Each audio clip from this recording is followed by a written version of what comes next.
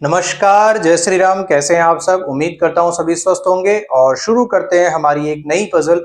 बहुत ही छोटी सी पजल है और थोड़ा सा अगर आप ध्यान नहीं दें तो काफी ज्यादा ट्रिकी भी हो जाएगी आपके लिए। लेकिन वैसे देखा जाए, अगर आप अच्छे से ध्यान से इसे सॉल्व करोगे तो ये पजल बहुत ईजी है। तो शुरू करते हैं बिना देर किए। क्वेश्चन आपको आपकी स्क्रीन पर दिख जाएगा। 10 person A, B, C, D, E, P, Q, R, S, T sit on two linear benches such that 5 people face south and other 5 face north and they face each other too, but not necessarily in the same order given above। ठीक है, 10 लोग हैं, 10 people हैं और कौन कौन? A, B, C, D और E and P, Q, R, S, T। अभी जनरली इस तरह के क्वेश्चन आते हैं, कुछ 5 साउथ फेस कर रहे हैं, 5 नॉर्थ फेस कर रहे हैं, तो आप जनरली इस तरीके से बना लेते हो और उसमें से आपको दिया होता है पहले से ही कि A B C D E जो है वो साउथ फेस कर रहे हैं और P Q R S T आपके नॉर्थ फेस कर रहे हैं, तो वो थोड़ा इजी हो जाता है। बट यहाँ ऐसा कुछ भी नहीं दिया गया है, ऐसा कुछ भी नहीं बोला है। ठीक है, बस आपको यही बोला है कि 10 लोग हैं, 5 साउथ फेस कर रहे हैं और 5 नॉर्थ फेस कर रहे हैं। क्या कंडीशन है देखते हैं आगे। D sits in the middle of the row. ठीक है, डी कहीं भी मिड पे बैठेगा, कहीं पर भी बैठे। अब ये इस रो में बैठेगा, इस रो में बैठेगा, हमें नहीं पता। ऑब्वियस सी बात है, हम इसको साउथ में फेस करता हुआ मानते हैं और इसको नॉर्थ में फेस करता हुआ मानते हैं। 1 2 3 4 5। ठीक है, इस तरह के क्वेश्चन हो तो आप मैं कभी नहीं कहूंगा कि आप पहले से ऐसा बना के रखें। ठीक है, ये मैंने सिर्फ समझाने के लिए आपको बनाया है। ठीक है, अगर कोई कंडीशन हमें मिलती है तो हम जरूर बनाएंगे, अदरवाइज हम ऐसा डायरेक्टली पहले से नहीं बनाएंगे। Clear? B sits opposite to the one who sits in the middle of A and C। B है, ऑपोजिट बैठ रहा है किसके? ऐसे पर्सन के जो कि A और C के मिड में बैठा है। A और C के मिड में बैठा है। हालांकि मैं अभी इसे यहां नहीं रख रहा, लेकिन आपको समझाने के लिए मैं बता देता हूं। जैसे मान लो 5 लोग हैं, 1 2 3 4 5। B यहां पर बैठा हुआ है और A और C या तो आपके यहां आ सकते हैं या यहां आ सकते हैं। ठीक है, क्या बोला था? कैसे कैसे ये सही हुआ? और दूसरी पॉसिबिलिटी क्या बनेगी? 1 2 3 4 5। ठीक है, बी को आपने यहां बैठा दिया, ए और सी, सी और ए। ठीक है, जरूरी नहीं कि ऐसा कि ए और सी यहां पर ही बैठे, ए और सी यहां भी बैठ सकते हैं। कैसे? देखो, क्या बोला था कि बी के सामने जो पर्सन बैठा हुआ है वो ए और सी के मिड में बैठा हुआ है। ठीक है, तो ए और सी के मिड में, यहां देखो, इधर से भी देखें तो एक पर्सन का गैप है, इधर से देखें तो भी एक पर्सन का गैप है, और इस कंडीशन में देखें तो इसके भी जस्ट लेफ्ट में, इसके जस्ट राइट में, इस तरीके से आप देख सकते हैं। तो इस कंडीशन का मतलब यह है कि बी के सामने जो पर्सन बैठा है वो ए और सी के मिड में बैठा है। तो ये 2 पॉसिबिलिटीज हो सकती है। हालांकि पॉसिबिलिटीज ये भी बन सकता है आपका कि बी आपका यहां हो और ए और सी में से कोई एक आपका यहां हो, या फिर बी यहां हो, ए और सी में से कोई एक आपका यहां हो। तो इस तरह की पॉसिबिलिटी बन सकती है। ऐसे बताया कि क्या किस तरीके से इस कंडीशन का मीनिंग क्या है वो मैंने आपको समझाया। ठीक है, पॉसिबिलिटीज हम देखेंगे जब आपके क्वेश्चन में आपको दिखेगा, तब हम बताएंगे आपको किस तरीके से इसको यूज करना है। कभी भी पहले सॉल्व करने की कोशिश मत करो, पूरी एक बार सारी कंडीशंस पढ़ लो और उसके बाद सॉल्व करो। 2 person sits between A and P। A और P के बीच में 2 लोग बैठे हुए हैं। B is to the immediate left of D। B जो है D के immediate left में, B जो है D के immediate left में है। E who faces S, E who faces S sits at the farthest possible distance on bench from R। ठीक है, farthest possible distance। ठीक है, E और R मतलब अगर पॉसिबल डिस्टेंस बोला है, फारदेस्ट सेम बेंच बोला है। ठीक है, फ्रॉम आर। ठीक है, अब फारदेस्ट पॉसिबल डिस्टेंस का मतलब क्या हो गया? 5 लोग हैं, एक साइड 5 लोग हैं, तो ई यहां आएगा, तो सीधी सी बात है आर आपका यहीं पर आएगा। क्यों?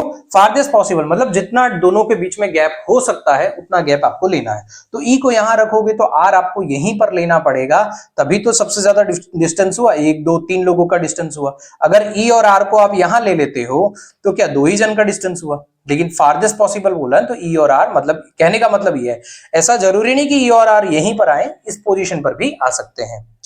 वापस से पढ़ते हैं इस कंडीशन को। ई हु फेसेस एस, ई किसको फेस कर रहा है? एस को फेस कर रहा है। देखो इस तरह का एरो बना है ना, दोनों साइड का एरो, मतलब ये दोनों फेसिंग का एरो है कि एक दूसरे को फेस कर रहे हैं। ठीक है, farthest possible distance on the bench from R, A faces south. अब ए की डायरेक्शन हमें दे दी गई है कि ए जो है साउथ फेस करता है।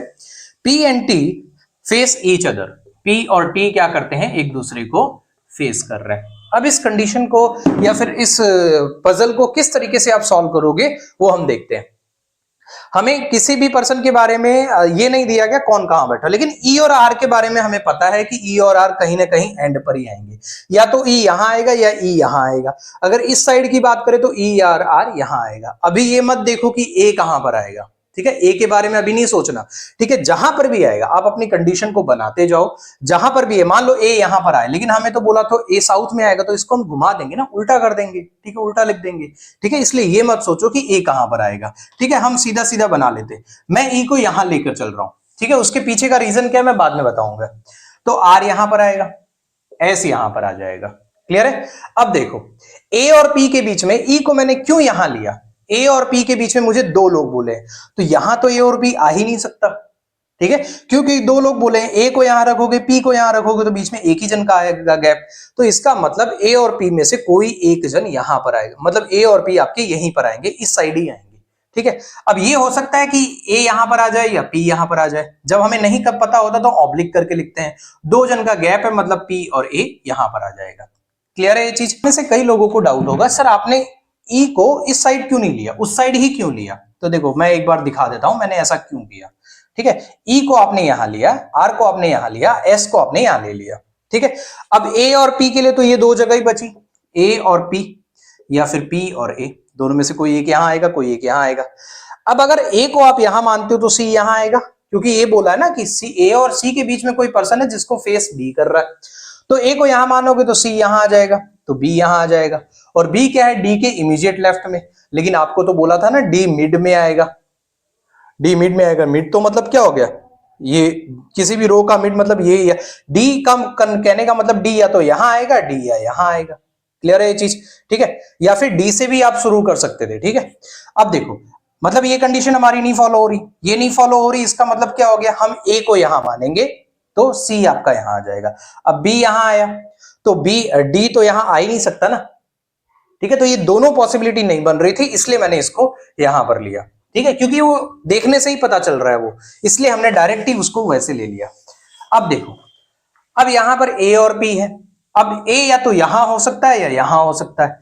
अगर मान लो दोनों पॉसिबिलिटी हम ले लेते हैं, चलो ठीक है, एक दो तीन चार पांच, हालांकि देखने से इस चीज का अंदाजा आ जाता है कि कौन सा सही है, लेकिन फिर भी हम एक बार दोनों पॉसिबिलिटी, ए को हमने यहां माना तो पी यहां आ जाएगा, दूसरी कंडीशन में हमने पी को यहां माना तो ए यहां आ जाएगा, ठीक है।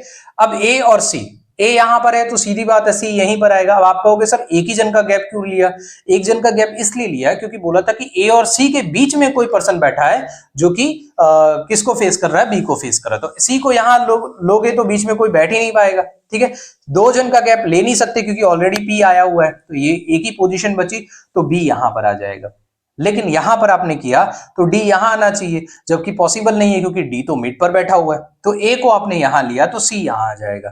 तो ए और सी के बीच में कोई पर्सन है जिसको फेस कौन कर रहा है, बी कर रहा है, और डी यहां पर आ गया, मतलब ये मिड वाली पोजीशन जो कंडीशन थी हमारी वो सेट हो गई।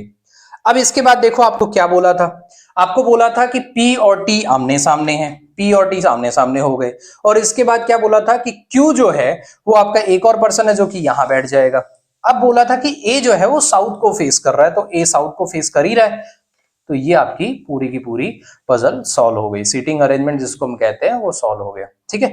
इनकेस अगर मान लो कि आपने ऐसा लिया होता, एक दो तीन चार पांच, E फिर S और फिर R, इस तरीके से लिया होता और ये आपका आंसर आ जाता, राइट आ जाता, सारी पॉसिबिलिटी सही हो जाती, तो आप क्या करते, इसको घुमा देते, बस इतना ही करना था। इसलिए मैं कहता हूं कि जब भी इस तरह की क्वेश्चन सॉल्व करो पहले से कुछ भी मत लिख लो, और हमेशा एक हैबिट डाल लो कि पूरा क्वेश्चन सॉल्व करने, पूरा कंडीशन लिखने के बाद आप क्वेश्चन सॉल्व करना स्टार्ट करो। क्यों, क्योंकि उससे आपको पता चल जाता है कि कौन कौन सी कंडीशंस, कई जो आपकी क्या बोलते हैं पॉसिबिलिटी है वो तो वैसे ही एलिमिनेट हो जाती है, ठीक है। तो आप पहले से लिखना स्टार्ट करोगे फिर पॉसिबिलिटीज बनाओगे, उससे बेटर है पूरी कंडीशन लिख लो और उसके बाद ये सॉल्व करो, तो आपके लिए सॉल्व करना ईजी हो जाएगा, ठीक है। क्योंकि कई जगह तो ऐसी थी ना, जैसे हमने ये ई और आर वाला जो देखकर ही हमने एलिमिनेट कर दिया था, ठीक है, तो वैसे ही आपको भी ये चीजें समझ में आने लगेंगी, तो इसलिए आप ज्यादा से ज्यादा प्रैक्टिस करिए, और अगर कोई डाउट आपको होता है तो आप मेरे टेलीग्राम चैनल पर या फिर कमेंट बॉक्स में लिखकर मुझसे पूछ सकते हैं, उसका आंसर आपको जरूर दिया जाएगा। आज के लिए हम इतना ही रखते हैं, मिलेंगे नेक्स्ट क्लास में, तब तक के लिए सभी को जय श्री राम।